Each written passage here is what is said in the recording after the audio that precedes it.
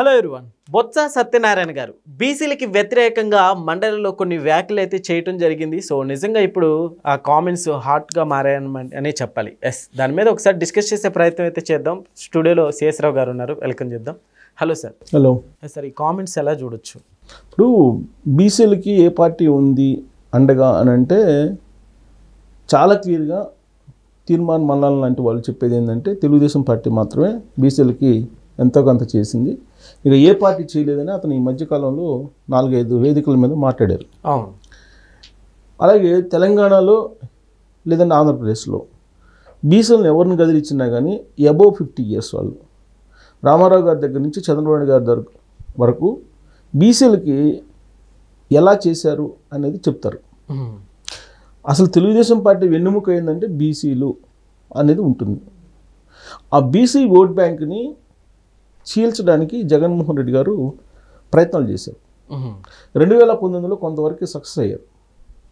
ఆ తర్వాత బీసీలని తమ పార్టీలోనే అలా ఉంచుకోవడానికి బీసీ ఓట్ బ్యాంక్ని దాదాపు 52 కార్పొరేషన్లు ఏర్పాటు చేశారు. బీసీల్లో ఉన్నటువంటి సబ్ క్యాస్ట్లు ఎన్ని ఉన్నాయో ఆ సబ్ క్యాస్ట్లు ఎన్ని రకాలు ఉన్నాయో అన్ని రకాల కార్పొరేషన్లు ఏర్పాటు చేసి వాటికి చైర్మన్ పదవులు ఇచ్చేసి చేశారు.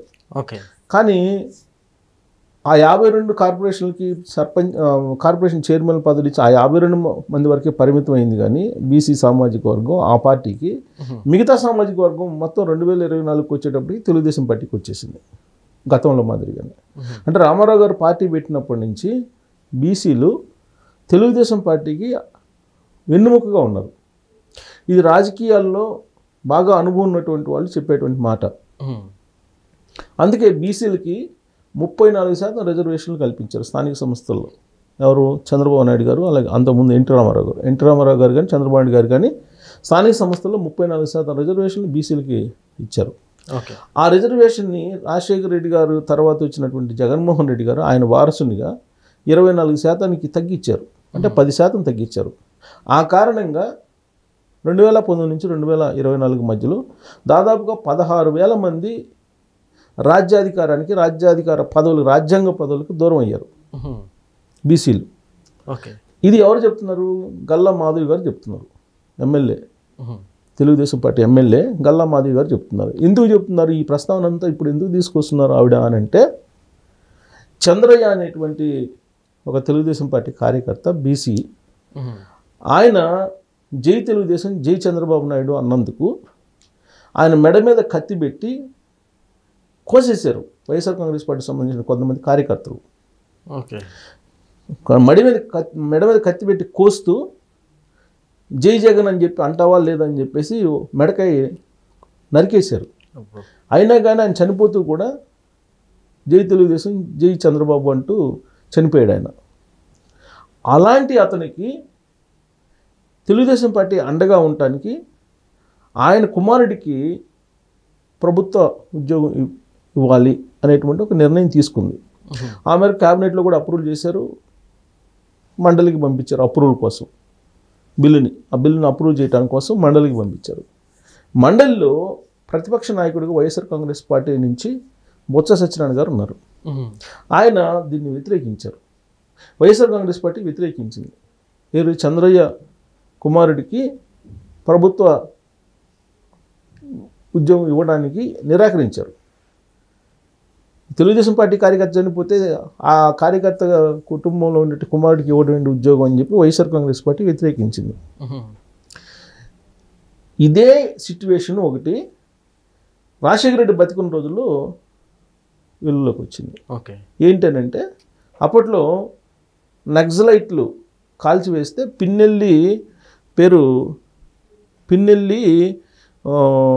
రెడ్డి సంథింగ్ ఒక రెడ్డి సామాజిక వర్గానికి సంబంధించిన అతను చనిపోతే నక్సలైట్లు కాల్చివేసిన సందర్భంగా అప్పుడు ఆ కుటుంబానికి ఉద్యోగం ఇచ్చేలాగా అప్పట్లో పాస్ చేశారు రాజశేఖర రెడ్డి. ఆయన పేరు పిన్నెల్లి పేరుతో వస్తుంది, పిన్నెల్లి సుందరరామరెడ్డి ఆయన పేరు, పిన్నెల్లి సుందరరామరెడ్డి. ఈయన చనిపోతే ఈయన కుటుంబానికి ప్రభుత్వ ఉద్యోగం ఇచ్చేలాగా అప్పట్లో వైసీపీ నేతలు ఆ విషయాన్ని గుర్తు చేసుకోవాలని చెప్పి ఈవిడ గుర్తు చేశారు. అప్పుడు సుందరరామరెడ్డి, పిన్నెల్లి సుందరరామరెడ్డి కుటుంబీకులకి నక్సలైట్లు సుందరరామరెడ్డిని కాల్ చేశారు. అనేక మందిని కాల్ చేశారు నక్సలైట్లు అప్పట్లో. సుందరరామరెడ్డిని కూడా కాల్ చేశారు. కాల్ చేస్తే ఆ కుటుంబంలో ఉండేటువంటి అతని కుమారుడికి ఉద్యోగం ఎందుకు ఇచ్చారు? ఆ రోజు లేనటువంటి అభ్యంతరం ఇప్పుడు ఎందుకు చంద్రయ్య కుమారుడికి ఇస్తుంటే వస్తుంది అంటే అప్పుడేమో రెడ్డి సామాజ వర్గం, ఇప్పుడేమో బీసీ సామాజ వర్గం. చంద్రయ్య బీసీ సామాజ వర్గం కాబట్టి మీరు బీసీలకి వ్యతిరేకంగా మీరు తీర్మానం చేస్తారా, మాట్లాడతారా అనేటువంటి అంశాన్ని గల్లా మాధవ్ గారు ప్రశ్నిస్తూ ఉన్నారు. దాంతోపాటు 2019 నుంచి 2024 వరకు బీసీల మీద జరిగినటువంటి అన్యాయాలు కానీ, అక్రమాలు కానీ, హత్యలు కానీ ఈ డేటాను కూడా ఆవిడ బయటికి తీశారు. ఆవిడ చెప్తున్న దాని ప్రకారం దాదాపు 26 మంది బీసీలని హత్య చేశారు 2019 నుంచి 2024 మధ్యలో. ఓకే. అలాగే 770 మంది మీద తప్పుడు కేసులు పెట్టారు. 2500 మంది మీద దాడులు చేశారు. ఈ డేటా మొత్తం ఆవిడ చెప్తున్నారు. సార్ వీళ్ళందరి మీద ఇప్పుడు యాక్షన్ తీసుకోవడానికి ఏమన్నా ఉంటుందంటారు? యాక్షన్ ఎంతమంది మీద తీసుకుంటారు? ఇప్పుడు ఆ రోజున దాడులు చేశారు, అయిపోయింది. ఇప్పుడు అప్పటికీ ఆ రోజు జరిగినటువంటి దాష్టికాలకు సంబంధించినటువంటి కేసులు మళ్ళీ ఇప్పుడు ఉన్నాయి, కొన్ని ఉన్నాయి. వీటిని ఇప్పుడు ఏమంటున్నారు? రాజకీయ కక్షలో భాగంగా కేసులు పెడుతున్నారనేటువంటి అంశాన్ని తెర మీదకి తీసుకొస్తున్నారు వైఎస్ఆర్ కాంగ్రెస్ పార్టీ వాళ్ళు. ఇప్పుడు గల్లా మాధవ్ గారు చెప్తున్న దాని ప్రకారం బీసీల మీద ఏ విధంగా దాడులు జరిగినాయి, ఎన్ని హత్యలు జరిగినాయి, ఎంతమంది మీద కేసులు బనాయించారు అని చెప్పి డేటా ఆవిడ చెబుతున్నారు. అంటే బీసీలు అనేవాళ్ళు వైఎస్ఆర్ కాంగ్రెస్ పార్టీకి వ్యతిరేకంగా ఉన్నారనేటువంటి ఉద్దేశంతో బీసీలను వెంటాడుతున్నారు వైఎస్ఆర్ కాంగ్రెస్ పార్టీ. ఆ రోజు సుందరరామరెడ్డి పిన్నెల్లికి ఉన్నటువంటి చట్టం ఇవాళ చంద్రయ్య కుమారుడికి ఉండదా? సేమ్ కదా. ఆ రోజు కూడా నక్సలైట్లు చంపేశారు, ఇవాళ వైఎస్ఆర్ కాంగ్రెస్ పార్టీ నేతలు చంపేశారు. మరి ప్రభుత్వ ఉద్యోగం ఇవ్వడానికి అభ్యంతరం ఏంటి? అంటే బీసీ కాబట్టి మీరు అడ్డుకున్నారు అనేటువంటి ఒక అభిప్రాయాన్ని ఆవిడ వ్యక్తం చేశారు. ఓకే. సహజంగా ఇది ఎందుకనంటే మిగతా పార్టీలకి బీసీలు అంటే ఫస్ట్ నుంచి బీసీలు తెలుగుదేశం పార్టీ వెంట ర్యాలీ అవుతుంటారు, బీసీలు ఓన్ చేసుకుంటారు. యాక్చువల్గా ఆ పార్టీ అధినేత కమ్మ సామాజిక వర్గం అయినప్పటికీ కూడా బీసీలు ఓన్ చేసుకుంటారు ఆ పార్టీని. తెలుగుదేశం పార్టీని బీసీలు ఓన్ చేసుకుంటారు. దానికి ప్రధానమైనటువంటి కారణం ఏంటంటే ఆ రోజున ఎన్టీ రామారావు గారు తీసుకున్నటువంటి నిర్ణయాలు, వాళ్ళకి అనుకూలంగా ఆ సామాజిక వర్గాన్ని తీసుకున్న సంచలనమైన నిర్ణయం. ఇప్పుడు తెలంగాణ తీసుకుంటే తెలంగాణలో పటేల్ పట్వారీ వ్యవస్థ అనేది ఉండేది అప్పట్లో. ఈ బీసీల మీద, అణగారిన వర్గాల మీద ఈ పటేల్ పట్వారీలు అణిచివేత ధోరణి ఉండేది. దాని నుంచి బయటికి తీసుకొచ్చారు ఎన్టీ రామారావు గారు. సంచలనమైన నిర్ణయం అది. ఏంటి సార్ ఒకసారి? పటేల్ పట్వారీ కరణ మున్సిపల్ వ్యవస్థని సర్కారు ఆంధ్రాలోనేమో కరణాలు మున్సిపల్ అంటారు, ఇక్కడేమో పటేల్ పట్వారీలు అంటారు. ఆ వ్యవస్థని రద్దు చేయడంతో చాలామంది బీసీలు కానీ, అణగారిన వర్గాలు కానీ స్వేచ్ఛా వాయువులు పీల్చారు గ్రామాల్లో. అందుకని రామారావు గారిని వాళ్ళతో కూడా ఒక దేవుడిలాగా బీసీలు పూజిస్తారు. తీర్మానం అందుకే చెప్పింది. ఇప్పుడు ఇవాళ బీసీల కోసం ఆయన కొత్త పార్టీ పెట్టి రాజ్యాధికారం కోసం పోరాటానికి దిగినటువంటి తీర్మానం ఇప్పుడున్నటువంటి రాజకీయ పార్టీలు ఒక తెలుగుదేశం పార్టీ తప్ప బీసీలకు ఎవరు ఏమి చేయలేదని చెప్పి ఆయనే చెప్తున్నారు కదా.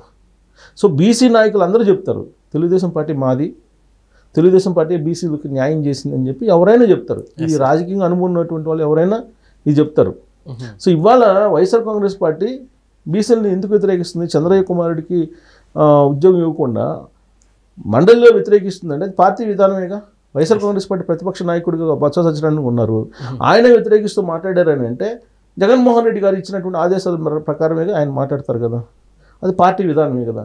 అంటే బీసీలను వ్యతిరేకిస్తూ ఒక స్టాండ్ తీసుకుందాం వైఎస్ఆర్ కాంగ్రెస్ పార్టీ అనేటువంటి విషయాన్ని ఇప్పుడు గల్లా మాధవ్ గారు ప్రశ్నిస్తూ ఉన్నారు. సో కాబట్టి ఇలాంటి ఇన్సిడెంట్, చంద్రయ్య ఇన్సిడెంట్ అనేది మర్చిపోలేనటువంటి ఇన్సిడెంట్ ఆంధ్రప్రదేశ్లో. నడి రోడ్లో ఆయన పైన ఎక్కి వైఎస్ఆర్ కాంగ్రెస్ పార్టీ కార్యకర్తలు మెడ కోసేశారు ఆయన్ని. అందుకన్నా దౌర్జన్యం, అందుకన్నా దాష్టికం మరొకటి ఉండదు. నడి బజార్లో పట్టపగలు రోడ్డు మీద పడేసి కోసారు, వేటను కోసినట్టు కోసారు. సో ఇది అందరికీ తెలిసినటువంటి విషయమే.